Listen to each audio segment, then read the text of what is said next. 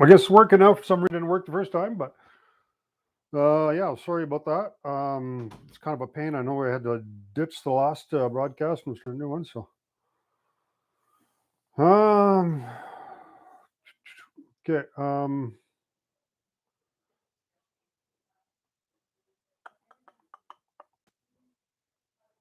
No, I don't think this is okay.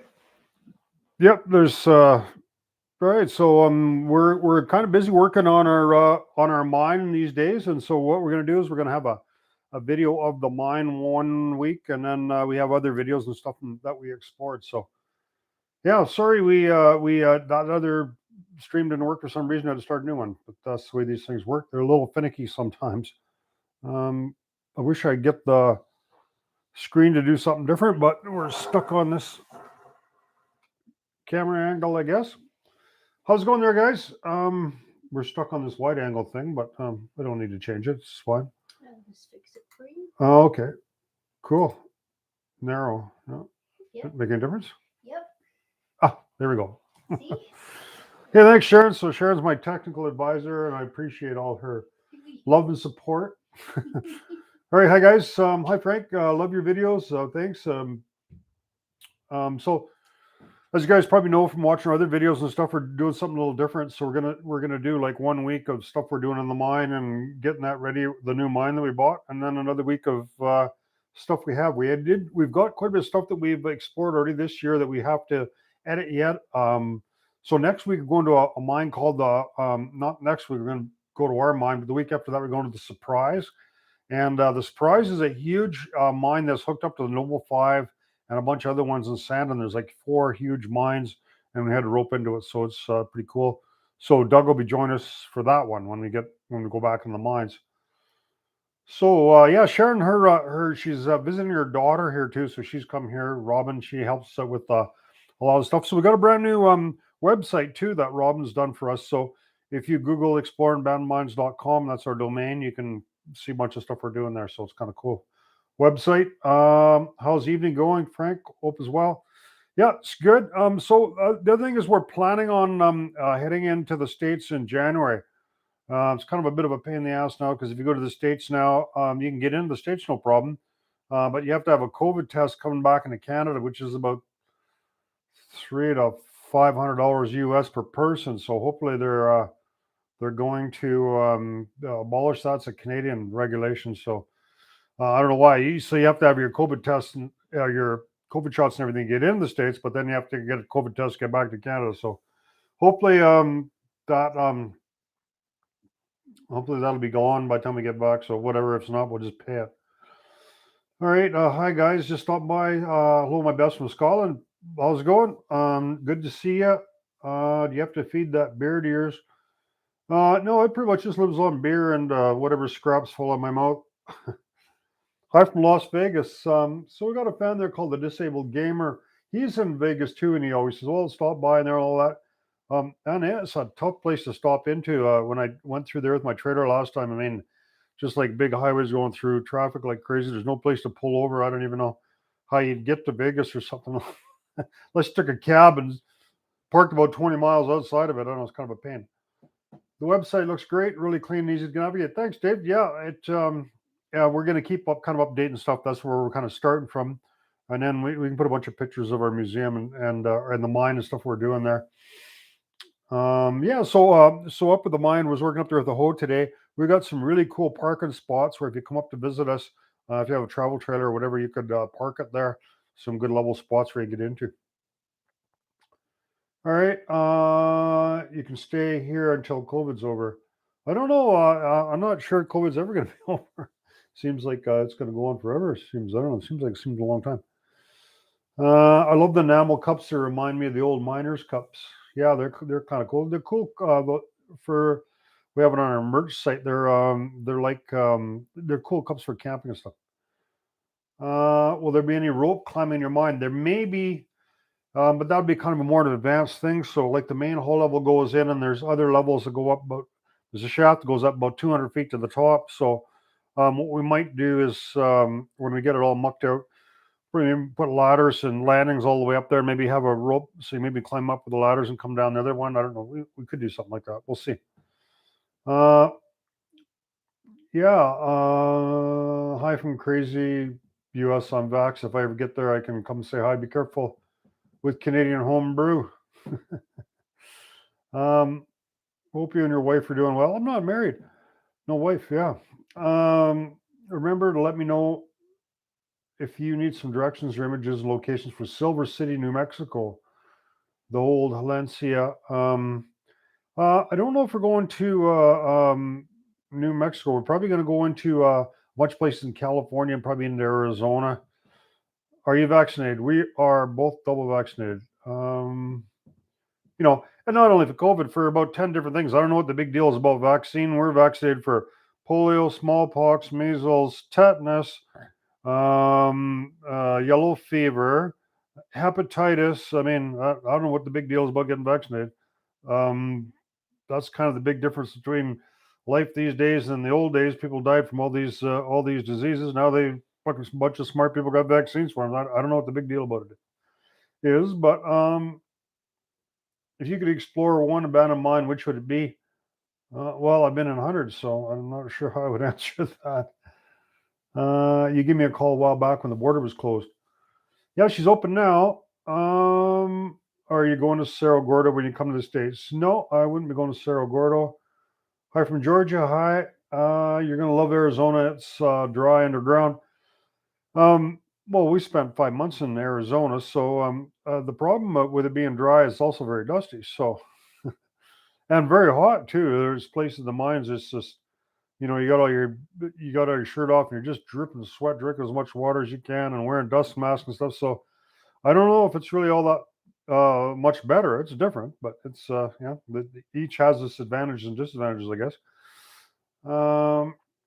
Did anyone find those $50 bills that you stashed? Oh, I'm sure they did. I mean, because we stashed. We had a kind of a promotion when we did our video, when we did the documentary for Story Hive. So we got these plastic skulls from the dollar store, and we stuffed $50 bill in each one, and put a bunch of clues on how you can find them. So I imagine all been found. I mean, thousands and thousands of people watch my videos. I'm sure people talked about them, so I'm sure they're gone by now. Why is your room like a child's room? I don't know. I didn't decorate it. It's got like a little thing of the. It's kind of the. It's kind of funny actually. I don't know if maybe I'll take the camera off and I'll show it to you. It is like the Seven Dwarfs thing, right? See, I'll show you here. I'll just pull this GoPro off of here, and it's really kind of ironic in a way. But see, there's what the. But they're miners, right? I bet you didn't know the Seven Dwarfs were miners. So it's kind of funny. I don't know. We bought the house. I didn't decorate it, so the wallpaper was like that, and I wasn't even in the mines when we bought the house. It's just one of those funny strange little coincidences in life, I guess. I like it. Yeah. Hi ho, hi ho. It's off to work we go. Yeah. So, hi from Nova Scotia. So one of the cool places we wanted to go to in California, this place called Randsburg, close to there. And if you look on Google Earth, there's like a pile of mines there, and we found lots of really cool stuff there, and lots of places of shafts and stuff we could rope into. So we thought that'd be kind of fun to go into that area and kind of check it out, and go into Death Valley. There's lots of cool places in Death Valley. Cerro Gordo, it's just like a tourist attraction now. There's like, I don't know, hundreds of people who go up there and all that, and it's just another mine like any other mine there. I mean, yeah, there was some silver there, but it really isn't a ghost town. It's a tourist attraction now. It's a bed and breakfast and business there, so it's nothing really all that, nothing that we haven't seen before. What's that map on the wall to your right? Not that map there. It's just I don't know, a map of the area here, I guess. Oh, it's actually a map from Bill Barley and that he done of all these different attractions and interesting stuff around there, ghost towns and mines and all that kind of stuff. So I just seen a video 3 weeks ago, 2 people trying to find one of them skulls, Frank. Well, that's kind of cool. That's yeah. Can you meet women splunking? Well, splunking is people that explore caves, apparently, which I don't do. I've maybe been in a couple caves. So Bill's show, it's actually pretty interesting. Bill Barley grew up in Grand Forks and stuff. He lived here. He was a pretty cool guy. He had a show called Ghost Towns and Gold Trails, which is kind of a local thing here. It was back in the 80s, 90s, I guess. There's some pretty neat places near Yosemite Valley, Groveland, California. Might be able to find some good mines in the area. I found a few, but soft soil caved in for the most. Yes, Bill Barley was a BC legend. And yeah, it was kind of cool. He never went underground much, but he explored all kinds of. He was into prospecting and gold panning and stuff, and all kinds of old stuff. And I guess he was the generation before me. So most of all the stuff that he talks about and all that's all long gone. And the people that are I don't know. I guess against people taking stuff and all that. Well, all that stuff, all them towns, everything's all gone. So the stuff that he collected and all that, it would all be gone if he hadn't taken it. So I've followed your channel for about a year. Were you a pro miner or just an explorer? No, I have never mined. I've been in more mines than most miners, well, almost all miners, I guess. No, that's what I do. I just document and explore mines, and we take artifacts out and refurbish them, and we have a museum. But I've never mined. So a miner is someone that takes minerals out from underground. So I have not done that. So can you meet women in mines? I have never met a woman in a mine that I didn't bring into a mine. That seems like a strange place to meet a woman. You might be better off in a bar, or I guess online these days. Okay. I've got one of his treasure hunting books about places he metal detected, etc. So, yeah, Bill Barley was big into bottles and all kinds of different stuff. So it was pretty interesting. Do you still install bat monitors? I do not. The reason they did that is they had a grant from governments and stuff, something called I don't know. We got a bunch of big lakes that they've got dammed up, and they sell the power to the states, and they get a bunch of money out of that. So they had a bunch of funds for that, and they were worried about white nose bat syndrome. This outfit had all this money to spend, so they consulted me because I'm kind of the expert in mines around here. So we put all these monitors in mines, but they haven't done any lately. Have you found any illegal mines? Just curious. Well, there's virtually no operating mines left anywhere around here. Anyhow, I mean, the last profitable mine around here was in the 70s. There's lots of these junior mining companies, and they just pick up claims and do some test samples and put a bunch of fancy websites up, but they never actually mine anything. So mining basically is taking minerals out of the ground and selling them, right? So there's virtually no profitable mines left in this area. There's some large ones in the interior of Kamloops, Highland Valley, and those are huge open pit mines that they're profitable mines. But these little mines are just not. There's no mills left, and there's no smelters left. Even if you found a bunch of minerals that were valuable, there's virtually nothing you do with them.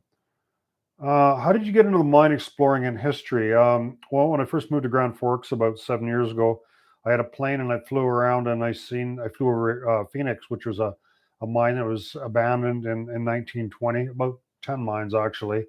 And it just looks like Swiss cheese from up there. And I'd actually explored some mines when I was younger, in my 20s, and thought it'd be fun to go up there, and brought a video camera up there and started put some stuff on Facebook. People were really interested in it, started a YouTube channel, and just went from there. If you ever make it down to Kamloops, I'm local. I just found the glass dump for old Kamloops. Actually, I grew up in Kamloops, up at Red Lake there. I was up in that area. We got a pretty big collection of bottles, but we don't get too carried away with it in the museum. Frank, you were the first mining explorer I watched. Antiochs with ice dams hooked me. Thanks. And I was just talking to Kevin that I went to Antiochs with it, and he lives and works up there now, and they just bought a new boat and stuff up there. So he's we could go up to Antioch sometime again. Be like home there now. So Kevin's up there full time, and we could go up there anytime, and then go up to Antioch. See, yeah, so it'd be kind of cool. Maybe we'll go up there sometime. Are you guys getting snow yet? Not very much. No. Maybe going to snow tonight. We don't get a lot of snow in Grand Forks. When you go from here to trail, like you're up over the mountain, it's about 5,000 feet, and then you get quite a bit of snow typically here. Last year, I never even plowed snow once, but I've got a 4-wheel drive truck, so 6 inches or a foot of snow doesn't bother me too much, and it melts. So we don't get a lot of snow here, being at lower elevation. Antioch is indeed an amazing place. It is. Craig Ernest, hey Frank, your new mine looks great. Lots of work there. We'll come and help sometime. Any specific items you're looking for? We got so much stuff we can stuff in there anyhow. It's no nothing in particular. We're trying to get that engine running, the compressor. Could use maybe some odds and ends for that 250 engine, maybe a carb that works. I'm a beginner explorer. Fascinating as far as mining the flume. Okay. All right. So, what are you drinking tonight? Just water. I usually like to have a couple beer and stuff, and then have something to eat, and I don't drink too much after that. So, no snow in Calscar either. Yeah. Have you scared yourself in the mine? Maybe thought you got in above your head.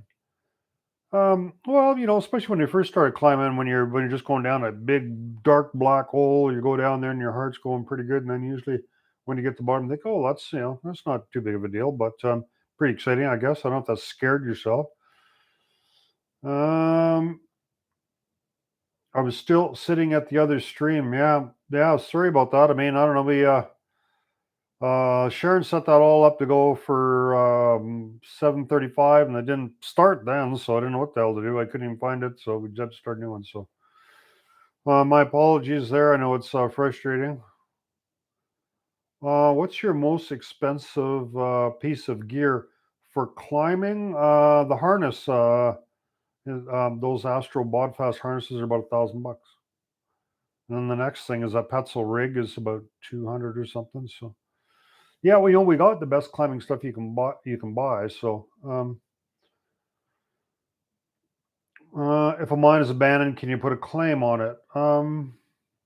Well, most mines they consider abandoned. There's nobody working them, but somebody might have the mineral rights to it. So, like our mine, somebody has their mineral rights to it, but it hasn't been mined for 100 years. But somebody can still has the rights. I don't know. We wouldn't really do any good. I mean. I don't know. I think people are maybe I'm not sure what you call that. They got some gold fever or something like that. They think, oh, they can find some gold and make some money off it. Very unlikely. Especially on a hard rock mine, you'd have to the ore or whatever would have to go to a mill somewhere. They crush it. There's virtually no mills left. Nobody does any custom milling. Now it'd have to go to a smelter. There's none of them things left. So you'd have to build your own mill and then ship it offshore to some smelter in 1,000-ton lots. So unless you're a big corporation that's going to build a big open pit mine, I mean, the mom and pop mines that were here 120 years ago, they're obsolete. They're gone. It doesn't happen anymore. So, when are you and your son going to do a video? He's not really interested in that. So, not anytime that I know of. Enjoy your canoe journey. Also working with Gly. Okay, are you ever come back to Arizona? I miss your local videos near me. Probably going to head into California, Arizona, in January. So Death Valley, that area. I'm not sure if we're going to Zero. Probably. I mean, we'd like to maybe go visit Gly and do some stuff with him if we could. So, hello, Uncle. I'm not your uncle. New Afton is custom milling for the Elk Mine. I don't know what the New Afton is, but I know the Afton Mine. But yeah, that's possible. But they're probably both large mines. If you find gold at your place, you have to give it to the mineral holder. Well, we're not going to mine there, so if we find some, well, we know that there's quartz that has gold in it. It's probably microscopic, so there's going to be some gold in it. We'll just leave it right where it is. Are there any mines in NJ, which is New Jersey, I guess? I have no idea. I've never been there. I suppose there's mines everywhere. I'm having a beer and a sirloin, barbecued steak, potatoes with gravy, and veggies with butter. Sounds good. We were just in Kelowna the other day and we stopped at Montana's and had the same thing, a beer, sirloin, steak. Looking forward to it. Always love watching all your explorations, regardless. NJ, New Jersey, no. Did you much explore before modern super bright flashlights? Must have been different. Well, basically, we need the really bright lights to film and stuff. You don't need that bright of a light for exploring. But the thing is with cameras, if there's not much light, they slows the frame rate down, then they look really blurry. So you have to have lots of light for that reason. Jennifer, years ago, my husband bought a mine in California. Not that he paid, not a plate for the acreage at the end. The winters are too brutal and he sold. Having a beer and sirloin steak. There are mines in New Jersey, or there used to be. How's your lady friend? She's doing fine. She's her daughter's here for a visit, so she's chatting with her. So you're just stuck with me. Canadian mines have been advertising looking for investors since they don't have your recommendation. I passed on them. I have some shares in a silver mine. There's only one silver mine in Canada that's operating that's actually mining silver, called Alexco up in Keno. That's where Rick Ness is mining up there. So that is the only serious silver mine in all of Canada. So, and I don't think it's a pretty good investment, but I don't know, made a little bit of money on it, but it's kind of cool. Frank, you're the best. Thanks for all your community. And we actually explored a bunch of mines and stuff around there, but we couldn't get any of their mines. If there's people that are mines, if there's something in the ground we need, come up to New York, yeah, 6 hours north, and then yes. Wouldn't the brighter lights be better for looking at mineralization on the wall compared to normal flashlights? Well, it's the same these days as it always was, that you get some ore, and especially if you're looking for gold, it's usually microscopic. So you'd have to have a good knowledge of the geology in that area, and you'd know the kind of indicator minerals and the host of that kind of stuff. And then it's got to go to the assay office, and then they'll tell you if there's any gold in it or not. You really can't tell by looking at it. Is the Loki going to be working when the mine opens? Yeah, it is. I mean, we've had it working in a museum. It works fine, but we never had no tracker anywhere to do anything with it. So, we're going to have all the track and stuff, and we'll have the Loki to pull mine cars out. Oh, because I'm lazy, I don't want to push them, right? A diamond mine will be open on Baffin Island. Rick is mining for silver. I thought he was a gold miner. He is a gold miner. He's mining placer gold, but that area was a big silver mining area, so happens to have a little bit of placer gold in it also. So he's a placer mining, not a hard rock miner. He is a gold miner. The emerald mine I just saw on your channel. That's why I love this channel. Hello from Vermont. Have you ever had to leave your pants down a mine? No, I have not. And the reason that there's Levi's in a mine is because back in the old days, Levi's are like a coveralls. So the company used to buy them for the miners. They'd put the Levi's over top of their street clothes and they'd work, and then they'd just leave the pants there, and then they would come back to work and put them back on. So yeah, that's why they're left there. Frank, is it true that you're a self-made multi-millionaire? Yeah, probably. Um, you need only enough light to see the pyrite. Multimillionaire?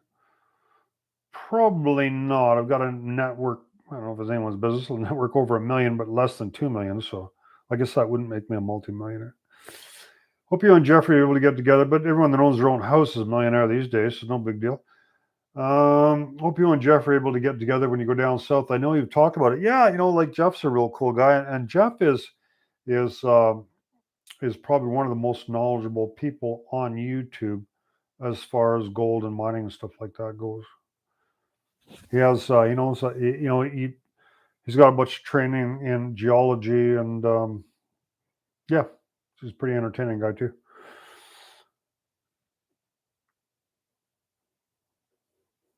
Linda, how's Linda doing today? Okay, so what's up here new on here? I guess you're new on here.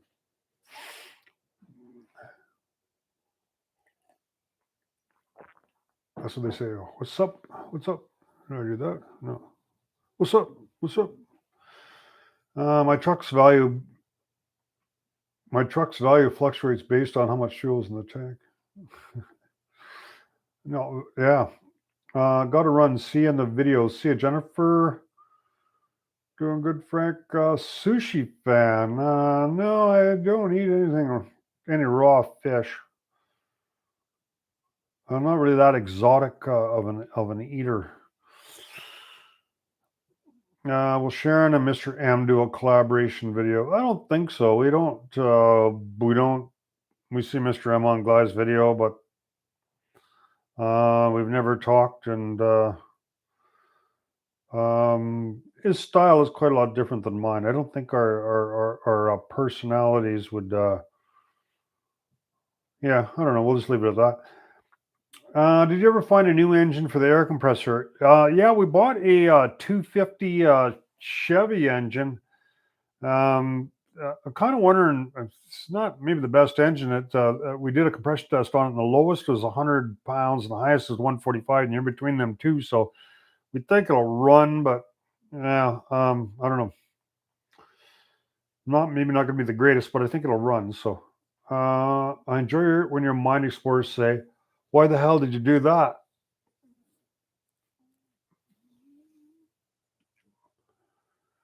Mr. M and Sharon, that's funny. Random guy, did you ever find the ramp that you lost? I did not find the ramp that I lost. We were going up and getting some railway track, and my trailer, I lost one of my ramps, but I think she would kill Mr. M. Yeah, I think so too. I think she would lay a licking on him.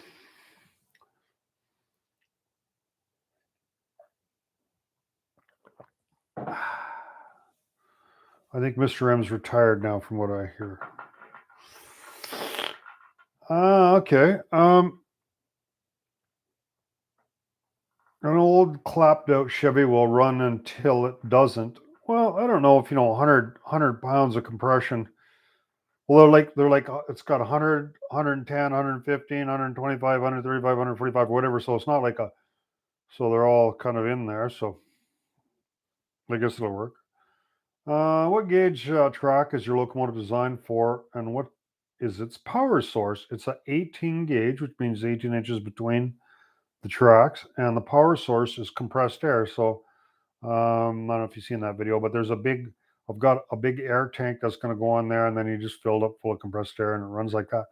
Now, the other cool thing that we figured out the other day is when you'll see that next week in our video, but we had a flat tire with the Harsco with the 6x6, the military truck, and there's air. It's got air brakes on it, so it's got its own compressor. So we hooked it up there and used it to pump the tires up to get air up on the tires. So the other thing is, so we can use that air to run a rock drill or whatever in the mines too, which is kind of cool. So if we don't have the compressor running right away, we can use the so Sharon calls it Millie, so it's a military vehicle, right? So yeah, 350 small block for sure. Yeah. So a 250 is a 6-cylinder, 350 is a 8-cylinder. What's the strangest artifact you've found underground? I don't really know. People ask me that all the time, but David, my GM, ran good and the drivetrain was solid. Everything else is cornflakes. I think I have the M35, not the M21. So it's a 1991. It was made. They made a whole bunch of those to ship over to Kuwait when the Gulf War started. So this is, of course, I got the dump truck, but there's a couple of variants of it.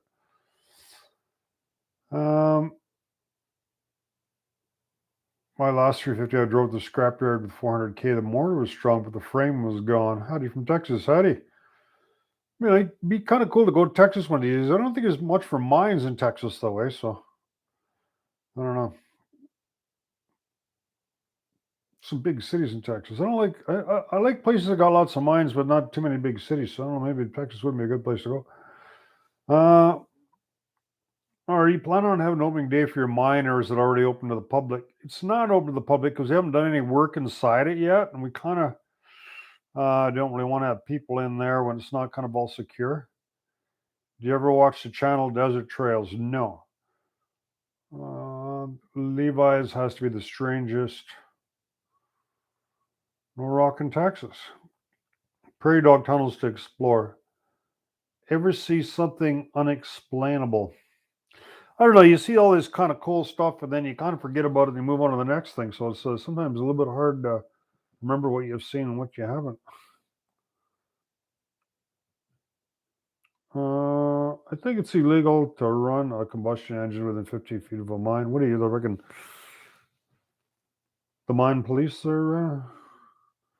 How old is your locomotive? I have a few 18 gauge units from the 20s, which are still operating old mothball mines. I don't know. It's an Air Emco.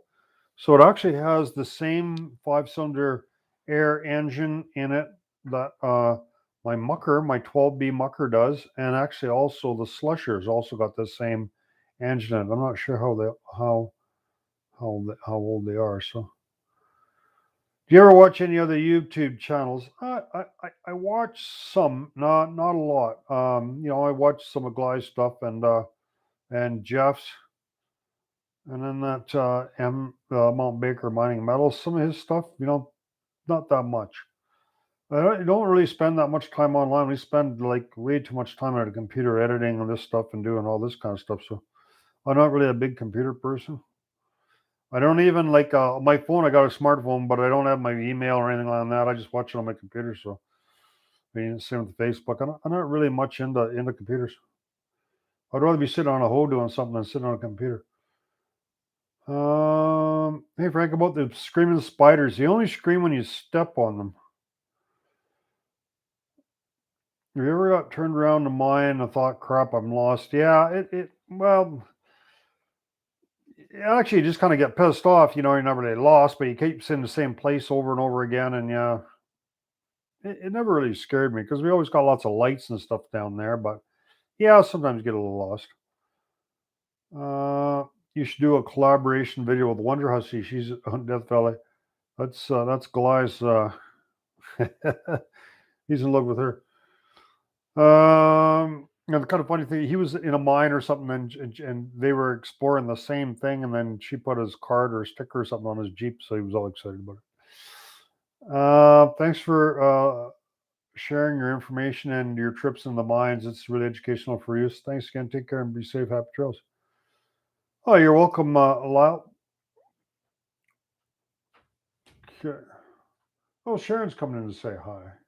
Yeah, it's working. Come on, you guys want to see her face? Just so you know she's still kicking, right? Hey, like I have a guest. Maybe Robin can come and say hi too. Her daughter. You guys want to see her daughter? Her daughter can come and say hi. Robin, come on, Robin, come and say hi. I think some guy got fined in 1972 for running a pump near a mine entrance. Well, that's what it got to do with operating a mine. We're not operating a mine. Hi, Sharon. Hi, Sharon. Hi, Sharon and Robin.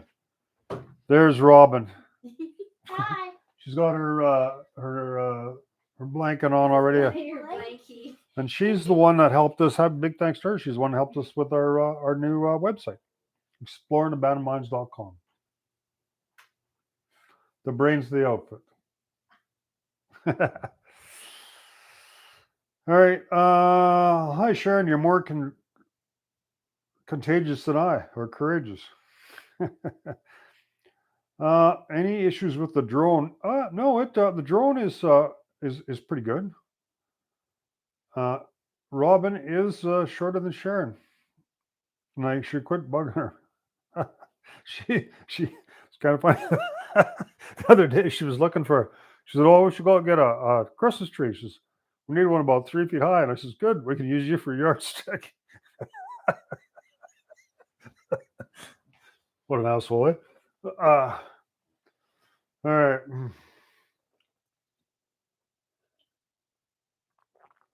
All right. So thanks. You give us experience most of us do not feel comfortable with doing ourselves. You have the patience of a teacher. Well, the cool thing is like all these mines are going to be collapsed one of these days. So it's cat chaser. Thanks for the $2. They refill my glass. Um, so the cool thing is like all these mines are going to be collapsed and everything will be gone one of these days. So, for the future generations and stuff, they're interested in researching this years from now. And, this stuff will, I guess, to be around for a long time. It's kind of funny with YouTube is, that you think when you start this channel and it starts getting pretty popular and you think, oh, it's going to keep going and going. It's going to get better and better. But, things have really kind of slowed down. But I was thinking about today, it's kind of like a band or something like that. You get a band that comes up and they do really good and they're popular for a while, and then things just kind of level off and they just kind of coast. And I guess that's the same way with YouTube channels. There's more interest in newer things that come up and people. That's the way it is, I guess. So, how's your new venture going so far? We're having a lot of fun with it. Yeah, we're up there with the hoe and digging. It's just a huge job to do all this dirt work because we want to have like really good roads going there. It's pretty steep in there, so we'll show you next Friday what's going on. We can kind of do an update, but yeah, it's going really good. Did you ever go to Ramsburg, California? We were very close. We were in Atolia, but that's where you want to go because we were looking at a lot of a lot of pretty cool mines and stuff around there, big shafts, head frames all over the place in the desert, and we're looking at them with the drone and on Google Earth. So it seems to be lots of cool stuff there. Please don't leave us. Well, we don't do any of this for the money or anything like that. So two things. I really enjoy exploring abandoned mines, and even if I didn't have a YouTube channel, I do it. And then we enjoy doing the video and the editing and stuff there. And it, even though it's not as popular as it once was, which really doesn't matter that much to me. But still gives us a little bit of money from the YouTube revenue to pay for some of our bills. Anyways, it pays for the gas and stuff. So yeah, this most of this stuff's like really expensive. Like we just had to put a new set of tires on the side by side, and the thing's only like less than a year old, but the tires went flat and stuff, and it's almost $2,000 for a set of tires. I mean, it's just crazy what stuff's cost, but that all this kind of helps a little bit, and we really appreciate it. Thanks. Um, Frank, sometime I'd like to talk to you about silver mine stock in it. I'd like to maybe send you a Facebook message. Yeah, you can. I don't know if you should uh, consult me for advice on investing, but it's I don't know, silver's kind of a so that like I have some stock in that silver mine, that Alexco and Elsa, but silver is a bit like a lottery ticket. Because the economy, the people get excited about the monetary system and stuff, and they traditionally buy gold, but gold's really expensive. So silver's kind of like the poor man's gold. But the other advantage of silver is it has a lot of other industrial uses and stuff. So it's probably more useful than gold. So silver is around about maybe $25 an ounce now. There's always that chance that and it's happened before. There've been huge swings in silver for different reasons. It's kind of volatile, actually. So there's always that chance that you could buy some stock in a silver mine and be worth a crazy amount of money. And these guys, actually, they're mining quite a lot. They got their own mill, and they're shipping the concentrate offshore there, and it's a pretty big operation. So they seem to be doing pretty good. So I'm kind of impressed with this setup, anyhow. So Frankster, do you like dry and hot or dusty or wet and soggy and damp mines? It doesn't really matter that much to me. It's more, what the cool stuff you see in the mines. So you have to endure the conditions, whether they be dusty, hot, and dry, or wet, to see the cool stuff. So it doesn't really matter to me that much. It's kind of cool to see a bit of a variety, I guess. It's cool to get into places that nobody's been in for a long time, but it's really tough. You really have to, unless you're on ropes, you're not going to get into places where people haven't been to, or not very often anyway. So it's hard to get right now. My distributor having trouble getting my animals medicine. So yeah, I don't know. So yeah, silver's just one of those things. So I wouldn't bet the farm on silver, but if you got a little bit of money to invest in, it, it's kind of like a hedge, I guess. No. So, will the stuff you have in your local museum be relocated to the new mine for folks to come and see? Will there be both? It will be, but that's not going to happen overnight. It's going to take a while. So, because we're building a house up there, so probably maybe next year we're going to have both. So, I don't know how that's going to work. And it's going to take quite a while to get everything finished in the mine. So when people say, "Well, when's the mine going to be open?" or whatever, I said, "Well, probably by next spring we'll have a bunch of the timbering and stuff done. So it'd be safe to take people into the mine, but we're not going to have anything all set up there." So I know that's a long, complicated question, but that's the best I can do. Have you seen mountaintop removal mining threaten traditional mining? Well, these days, open pit mining is probably more environmentally responsible than than the old style of mining.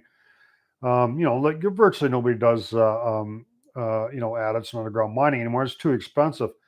But the reason that they did that is because it was too expensive to remove the overburden, so they just followed the veins and the more high graded stuff. But so these days, what they do is they go into a kind of a more of a low grade deposit. They just remove all the material from the top, and then you stack it aside, take the ore bearing stuff in there, and then they put all the overburden back and seed it back in there and totally reclaim it. So if it's done properly, then they don't have the problems with the acid leaching. The big thing with mining is the acid leaching from breaking the rock and stuff. So um, people they might complain about them. They don't think an open pit looks good. No, I think it looks fine. I don't see a problem with it, but whatever. I mean, well, there's minerals in our cars and everything we have. It's got to come from somewhere. And I know everyone's like, everyone now is kind of selfish, and it's not my own not my backyard type thing. Of course, we had a pipeline that went through our field this year, and we didn't say, "Oh, you don't want a pipeline in our field." I mean, people have to have gas and heat their homes and stuff, and we all have to get along in this world. I don't see I don't see nothing wrong with mining. It doesn't mean that you can't comment in it and try to hold them to account or whatever to make sure that things are done properly. But it's that's why I don't understand the thing about the Cerro Gordo or something. They kind of seem to want to try to ban mining in Death Valley. And I says, "Holy Christ, in Death Valley, I mean, it's way out in the middle of nowhere. There's hardly anyone living there. If they can't have mines there, where would they have mines? I mean, they've been mining there for hundreds and hundreds of years. What's wrong with mining in Death Valley? I don't get it. So long as that doesn't mean they can do whatever they want there. I mean, there's lots of regulations, and things need to be um, um, properly. What municipalities approve occupation of your new mine when it opens? Well, we don't have a mine. We just have we just own a piece of land with a hole in the ground. So a mine is something where they take minerals out of the ground to sell the minerals. We're not taking any minerals out of the ground, so we really just have a hole in the ground that was a mine. So and we're not going to mine there. So and for that reason, because the permits and all that kind of stuff. I mean, there's I don't think we're going to make anyone can make any money mining on a small scale like that anyhow. So why would I bother? I mean, I'm more interested in the historic aspect of it. Is the border still closed in Canada? It is not. It's actually been open to Americans for quite a while. The problem is you have to have a negative COVID test. You have to have fully vaccinated and have a negative COVID test to get into Canada. Not to get in the States. You can just go into the States, but you still have to be vaccinated crossing the border either way. You ever found something in a mine you were like going to edit that out? There was, yeah, a few times there was something we wanted to take for a museum. We didn't want to show people where it was. But eventually, it ended up getting there, and then we found what we thought was a bunch of gold in a mine one time. So we thought, well, it might get into trouble because it's actually kind of funny, when people they some people say, well, if you find some old artifacts in a mine that someone abandoned, that's stealing. But then they take mineral samples out of it. Well, the fact is, something that someone abandoned 100 years ago is not just stealing. But if you take minerals out of a mine, you probably are stealing because somebody probably has mineral rights to that mine. So technically, by taking minerals out of a mine, you are stealing. Artifacts, you're not. So not that anyone probably cares if you take a couple of rock samples out of a mine, but technically, right? All right. Hi from Tacoma, Washington. Hi, the elk mine. Yeah, Ron, you talked about that a little bit. It's very hard to get in any operating mine. We just haven't been very limited success doing that, and I don't understand why that is because I'm not against mining or anything. And these big mines, all they say, well, they're environmentally responsible to do everything and all that kind of stuff. Is just take us for a tour, show what you're doing. Explain it to us. Why not? But there's always this secrecy, So usually, if there's a lot of secrecy, and think that people think, oh, maybe you're hiding something. I don't know, but I'm not sure what the problem is with it. But I recently was in the Remac. Did it connect under the river to that mine on the other side of the river before it flooded? Yeah, I believe it did. There wasn't that much there. It goes, the Remac goes about 1,500 feet under the Pend Oreille River, so most of it's flooded. So that's kind of cool. What kind of home are you building? Probably going to be a timber frame.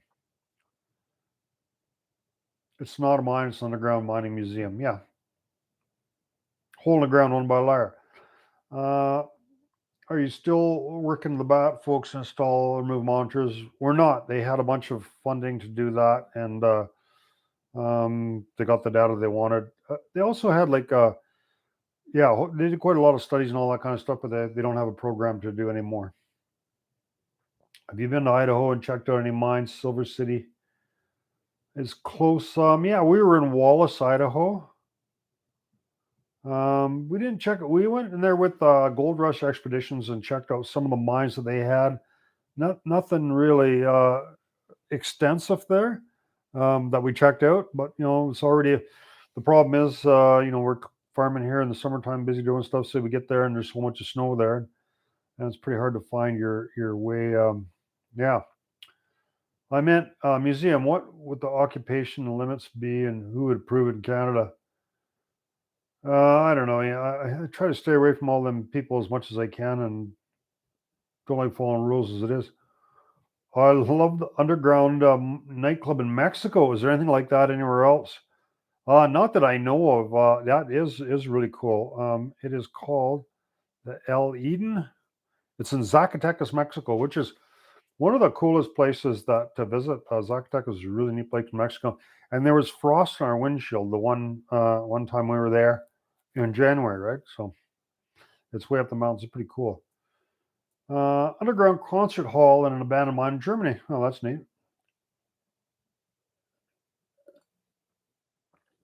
Hi, Frank. Burnaby, BC. Helped my dad build a house, a 96-mile house. My dad is now in Royandel, so it was probably a log house. Lots of log houses up there. When I had a self-loading logging truck, we hauled logs and stuff around there. Quite a few in there. Are there any unexplored mines near you, or have you been to all the ones you've been to in your area? There's there's always someone always tells you about some little mine. You go check it and it's flooded, or we've been to all the major ones. Put it that way. I don't think there's much to discover around here too much. So the next series that we're going to come up with is one in Santa, but there's another one called the Danko, and that's one we hadn't been to before, and it's really cool. So it's near the east or west of here, close to Caramias, and it's a pretty cool mine. It's a big mine, and so that you'll look out for that one. So that's kind of not too far from here, about a couple hours from here. If a guy wanted to buy 1,000 feet of rope to explore a mine, where would you buy it? Um, I don't think you can buy 1,000 feet, Gabe. I think the longest length you could find, like in one roll, was of 600 feet. But like everything else, Amazon, that's where you find stuff these days. Hi from 108. My wife Tara loves watching your videos. Hi. We've kind of know that area fairly well. 108. John Lovelace there. He was. Um,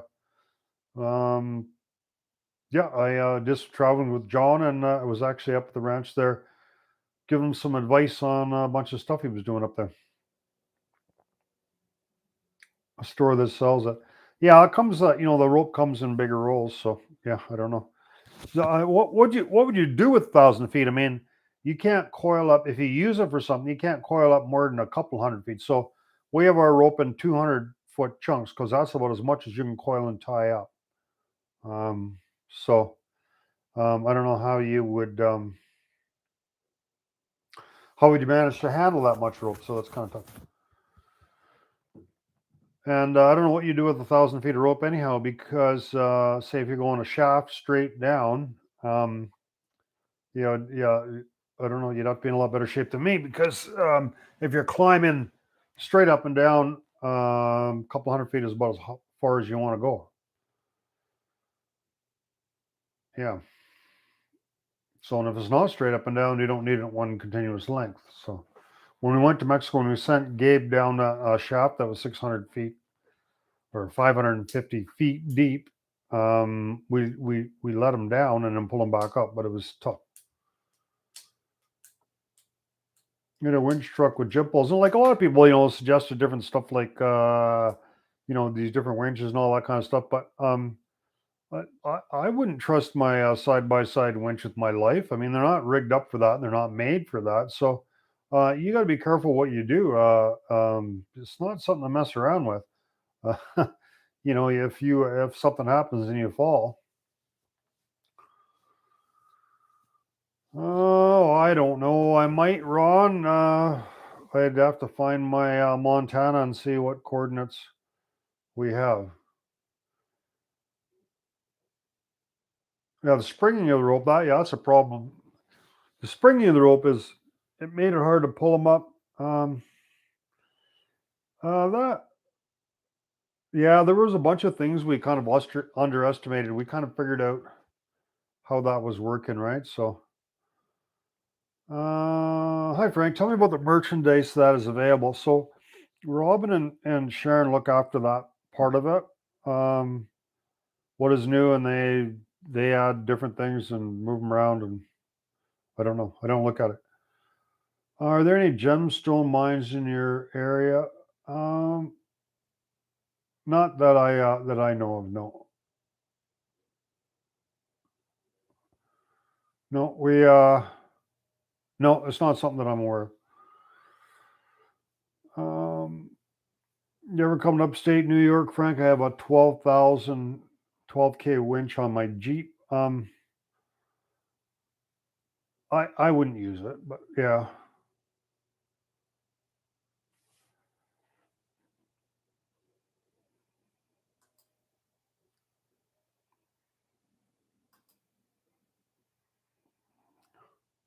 What's the weirdest non-mining related item you've ever found in a mine? Um, like I don't know. There was a mine one time we found a whole bunch of VHS cassette tapes. That somebody hid in there, I guess. Maybe they stole them. Not really sure. Um, yeah. there's all kinds of cool stuff you find, like newspapers and different bottles and all that kind of stuff. That's not really mining related, I guess, but the miners took them in there. So, have you ever found the original Levi's since the big haul? I have no, we haven't. I have an old a jacket, a Levi. Well, I don't know if it's a Levi's. I don't know what brand it is, but an old jean jacket. We know it's over 100 years old. I have that in my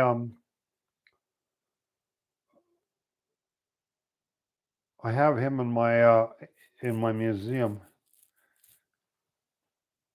Yeah. Yeah, something got screwed up with that comp there. One of you guys put him in timeout and the other guys released him. So I don't know. Somebody made a mistake there, but so thanks to my moderators, Heath and David. I don't know, for some reason some people don't have too much going on in their lives, so I don't know, if they wouldn't be I don't know why people do that. I mean, you wouldn't be that rude and disrespectful to my face, otherwise I'd probably smack you. So I suppose you can do it sitting behind your computer and without any consequences.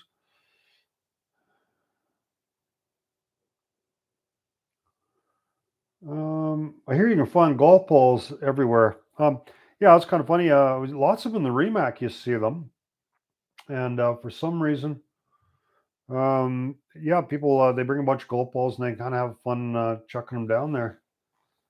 Has there ever been any safety concerns that you've experienced in any explorations that didn't make it into the video?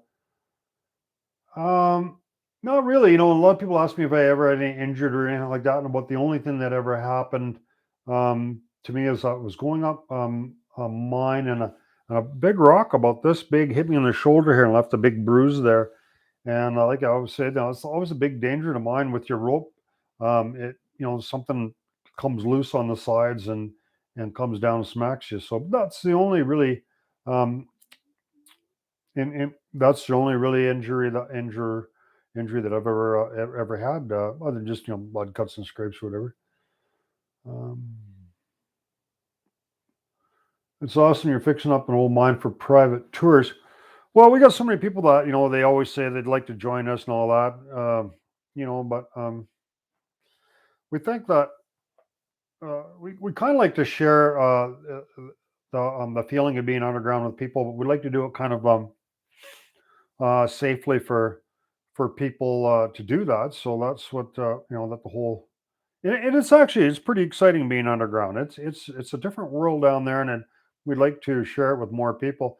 And this year, because if you uh, if you go on Google Earth and you look at Grand Forks and see exploring mountain mines and museums there, and as we got so many people that just come into town, or whatever, and then they see that on Google Earth, and then they say, "Oh, that's cool," and they phone and they come here. So we've had lots of people to come visit the museum this year.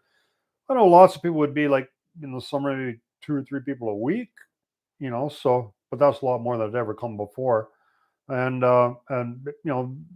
they're all pretty excited, and they're pretty interesting to are excited to see all this. So I think this will be kind of a big step up and be more for other stuff. So, did you ever get your 4-gas monitor going? So we have a 4-gas monitor that we take into the mine with us, but there's somebody else that actually sent us another one. We can't get that one to work. We got a charger for it. It costs like $60, but we can't seem to figure out how to get that one working. So I think the thing that I'd fear most is being wading along in a false floor. Well, that's not so bad because then you just end up swimming. That's no big deal. You're way worse with a false floor when it's dry because then you could fall to your death. Mind Reader 1975. Give me $10. Thank you. I appreciate it.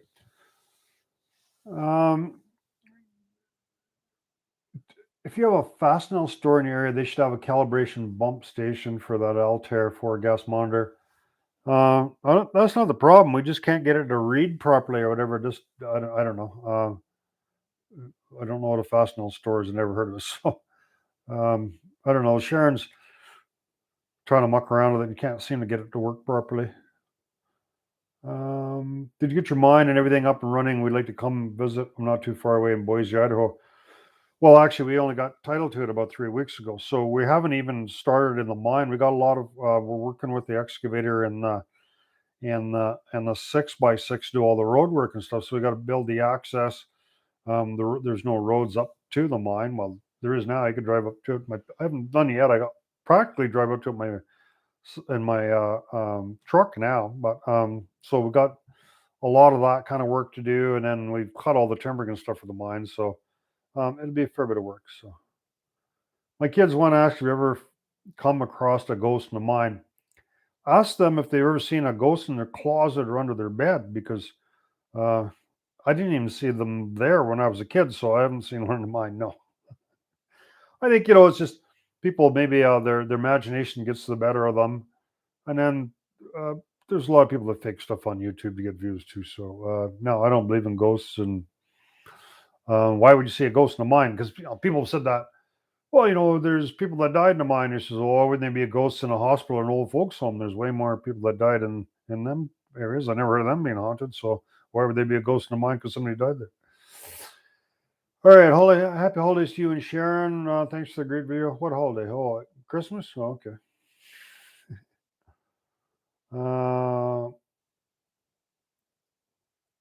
If it was not for your kids, I'd have removed it. No, that's okay. I don't mind. Good question, Hertz. Here's heard some weird stuff. If anything was haunted, lots of times when you hear something weird in a mine, it's always water dripping. So, if you ever personally met Tony Beats, you two should compare beards. We exchanged some emails or whatever. When I was gonna fly up there, I wanted to fly up and see him, but it didn't work out, so I couldn't land there. So, um, Tommy Knocker is like, it's just goes same thing, I guess. Yeah.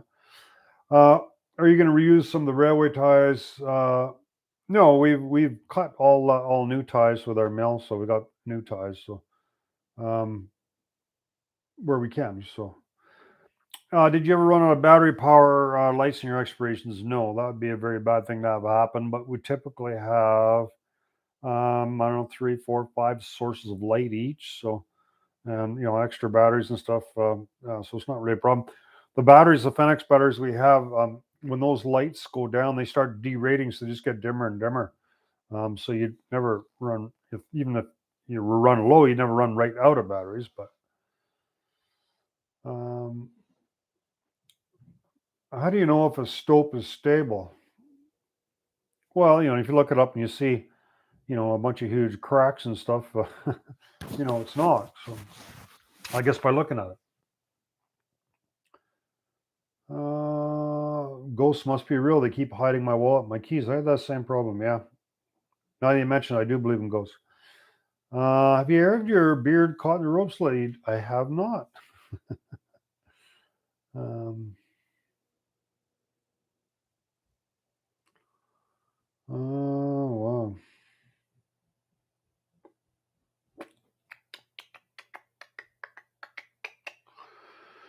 Oh, I know you guys are maybe confusing this with a sex channel. I'm not really sure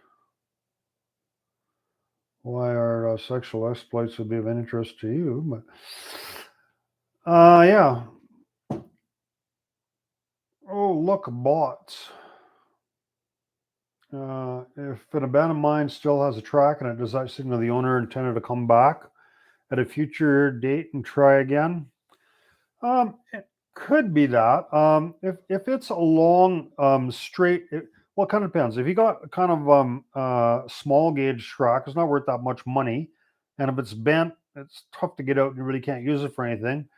But if you have like a larger gauge, or not gauge track, but like larger, heavier rail, and it's got like a long straight sections, well, they're more likely to remove that because they could use it somewhere else fairly easily, and it'll be worth more money. So it kind of depends, eh? But yeah, lots of times they just kind of shut something down for a little while and they expect to go back and they never do. So that's pretty odd. That happens. Was it hard? It looked like having barrier towing help. You pull the cart out of the mine shaft. So that was in the show Backroad Truckers. Yeah, that was just something we did for TV. So yeah, it was fun. We were thinking of doing some. Well, they renewed for season 2, so they were planning on doing something, but I haven't heard from them, so I don't know. Maybe we will, maybe we won't. I'm not really sure. What are your? Have you ever done video with Dan Hurd? No, he's doing something different. He's a gold miner, or I don't know, whatever. I've met him before. What are your favorite lights you use now? So we've got different lights used for different things. So our lights that we use on our helmet, the Fenix, the HL60 is probably our favorite light for that. Works good. And then we have another one that's called a Wisdom light that's on my helmet also, and it's kind of a pretty bright, a wide angle light. And then we got that Fenix light that's a really bright light. So the lights are actually, there's all kinds of different brands and stuff. They're pretty similar. They seem to have about the same features, and they work pretty similar. We're going to be getting probably some bunch of new lights so that they're going to give us to try out, and we can show you some of the other ones. But yeah. What kind of cameras do you use? It's so clear. What's the highest water you've been in a mine? Well, in a kayak or something, we've been in over shafts hundreds of feet high, I guess. We usually don't go swimming, so camera. We got some cameras around here somewhere. We have a Panasonic AC. Where are they? Oh, there's one. We've got a couple of them, and this is the camera. This is called a Panasonic AC 30, and the advantage of this particular light has got these LED lights on it, which are quite bright, and it's very good for low light. And they're not terribly expensive. These are less than $2,000, which compared to the ones that they use for TV or something, they're about 35,000. So it is expensive, but yeah, but those are really good cameras. They don't like moisture and water and stuff like that, and dirt and stuff like that. So don't last forever. So you typically probably get maybe about 50 shows on one of those, and you end up buying a new one. I think we've gone through about 4 of them in the last 5 years that we've used them. Do you have any back burner plans in getting that steam shovel liberated? No, we do not. We talked to the Yukon. Well, the only way we would have done it is if we could have made some kind of a deal with someone to do it for TV or something. It's a very big project. The Yukon government wants nothing to do with that. They want the natives to decide that they want everything left to rust, and they don't want anyone to know where it is. So we don't have any trouble telling people where it is because no one gets to see it anyhow. So yeah. Have you visited the Ice Palace lately and have revealed anything new from the melting? We haven't been in there probably for close to a year. So yeah, it's interesting. A book would be awesome. We have a book from, like, Facebook has these books because Sharon puts all those cool pictures on there every video that we have, and then so we got a book printed up with lots of cool pictures in it, but just for ourselves. Hey Frank, Ben here. Having any extra old stock tonight? We need to hang out again soon. Yeah. So Ben was he was here with his buddy the other day, Pete, and come to the museum, and we had a few brewskis.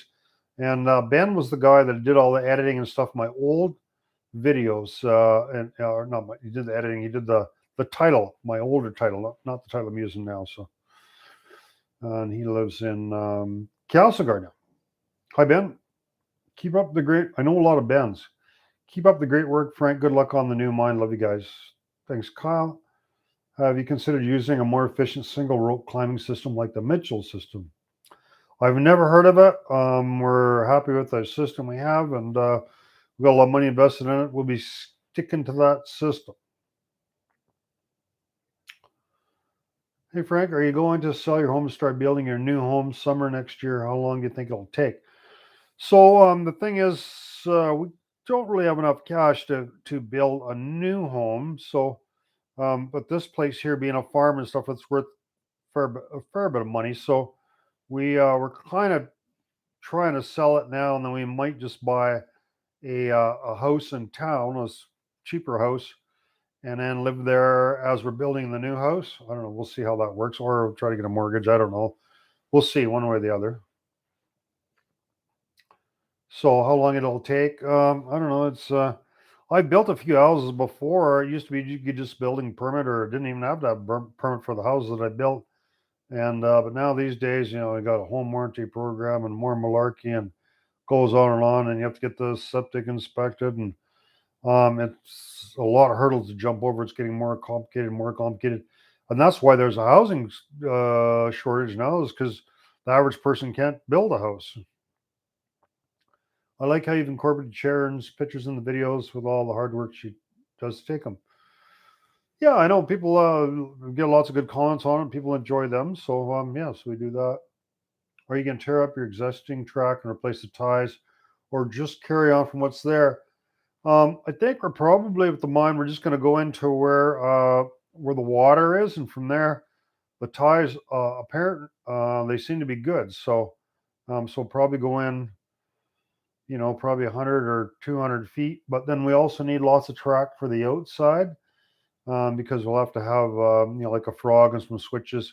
We're going to have the ore bins where the tram's going to start and stuff. So we'll need lots of track on the outside as well. Too many hoops to jump through nowadays to build your own house. Yeah. And it just seems to be getting worse. It's like more and more rules. And I don't understand that if you live in the country and you got 25 acres and you want to throw up a shack, if it falls down, well, it'll probably fall on you. So I don't see what the big deal is, but I don't know. Society's got to be that way. It seems like these days that, everyone,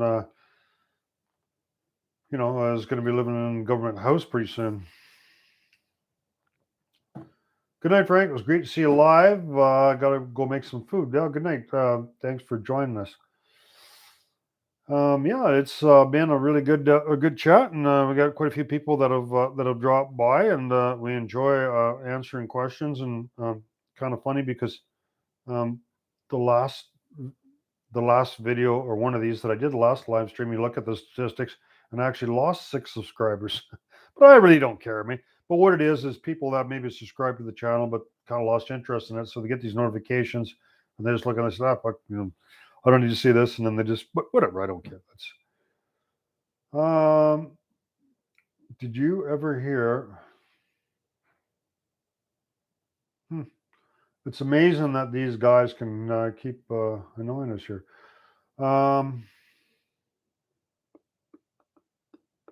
They must be a real talented um I don't know, whatever you want to call them. They just keep, I guess, putting new profiles on. They must be really bored, huh? Frank, I was unsubscribed by YouTube. I had to subscribe, but I don't know. You hear that from a lot of people that say that. So I don't know how that works. I mean, to us, like we have a couple TV shows we watch, and we just kind of watch at the same time every week. And I guess that's if you enjoy the show, that's the best thing you do. I wouldn't always count on notifications. Um, yeah. So, are there legal issues you have to deal with to allow the public to enter your mine? Not that I know, but I guess I'll find out. You're better off not to ask. Uh, I don't think so. There's lots of people that have mines on their property. If you're actively mining it, then yeah, you have to deal with the ministry and get permits and all that kind of stuff. But if you just have a hole in your ground, people want to go visit it. I don't see that to be a problem with it. So there's all kinds of people that have holes in on their property, and they're not required to do anything to fill them in or manage them in any way. So we'll see, I guess. Um, if worst comes to worst, I mean, we're still going to have all the stuff outside. So, and the mine will be there whether you can go into it or not. But I don't think there's going to be a problem with it.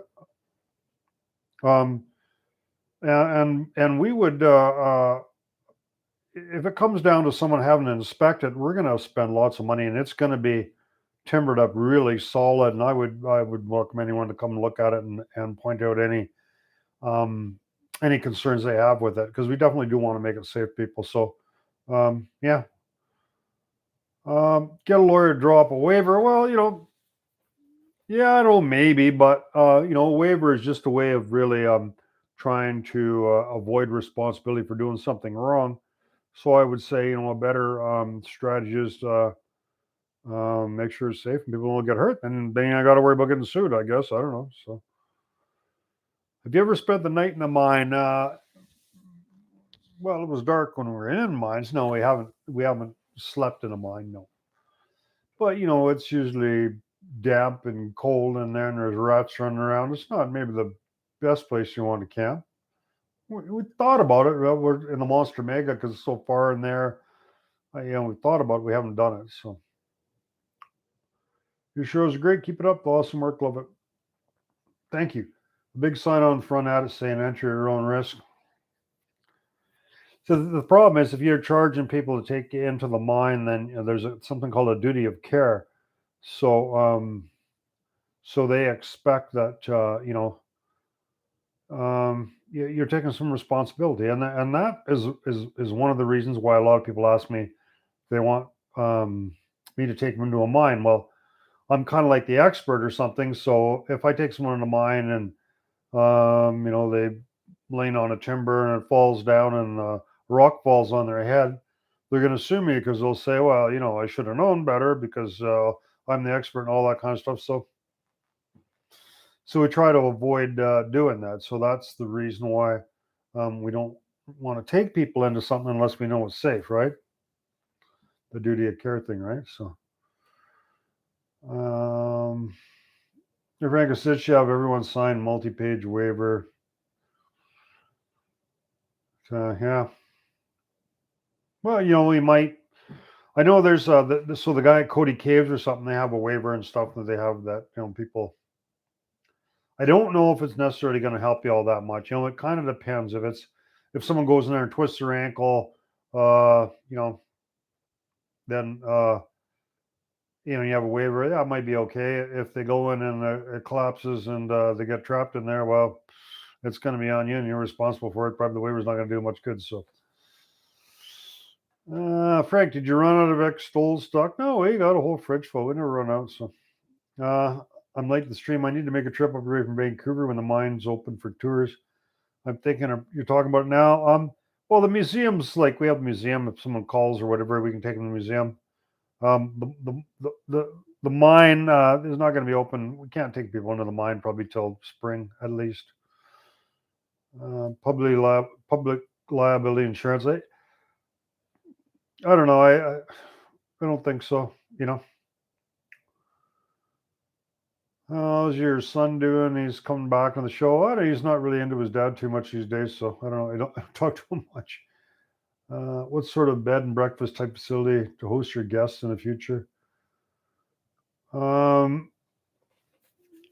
hope they come from far away, or well, let's say, like 5 minutes from town. There's hotels and stuff here, or not rooms and stuff there. So it's like a ski hill. Risk is assumed. Well, I mean, you can't sue a ski hill if you break your leg skiing, but if you're riding on the chairlift and the cable breaks and you get hurt, you probably can.